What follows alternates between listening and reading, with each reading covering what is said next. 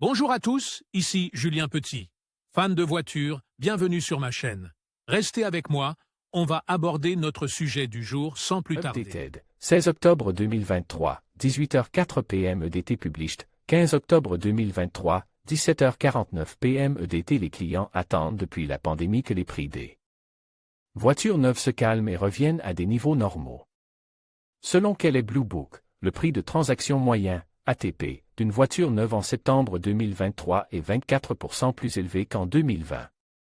Toutefois, il semble que le prix de transaction moyen des voitures neuves pourrait enfin se stabiliser et, si vous êtes à la recherche d'un véhicule électrique, c'est peut-être le moment de le faire car les prix baissent de manière significative. Les prix des voitures électriques baissent. Les données de la société mère de KBB, Cox Automotive, montrent que l'ATP a culminé au début de l'année 2023 à près de 50 000 $. Toutefois, il a chuté de 3,4% depuis lors et se situe actuellement à 47 899 $. C'est la première fois qu'il est inférieur à 48 000 $ depuis plus d'un an. Ainsi, bien que les prix des voitures neuves soient encore nettement plus élevés qu'en 2020, ils n'ont jamais été aussi bas depuis longtemps. L'ATP des véhicules électriques a chuté de manière spectaculaire au cours de l'année écoulée. Cependant, comme de plus en plus de clients cherchent à acheter des véhicules électriques, la situation de l'ATP peut sembler bonne sur le papier, mais elle pourrait être artificiellement améliorée. Par exemple, l'ATP des VEA baisse d'environ 14 000 $ par rapport à la même époque l'année dernière, ce qui semble excellent. Mais la majeure partie de cette baisse est due aux réductions de prix spectaculaires de Tesla à la fin de 2022 et au début de 2023. À lui seul, l'ATP de Tesla a chuté de 22% depuis septembre 2022. Toutefois, plus il y aura de nouveaux véhicules électriques sur le marché, plus les clients auront le choix, ce qui augmentera la compétitivité des prix et les incitations pour les constructeurs de véhicules électriques, de sorte que nous pourrions assister au début d'une tendance qui réduira l'ATP des véhicules électriques. Pourquoi les prix des voitures électriques baissent?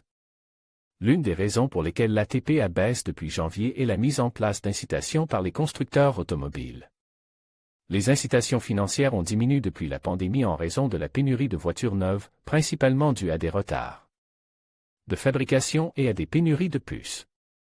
Cependant, les incitations font leur retour et s'élevaient en moyenne à près de 2 400 $ en septembre, soit environ 4,9% de l'ATP.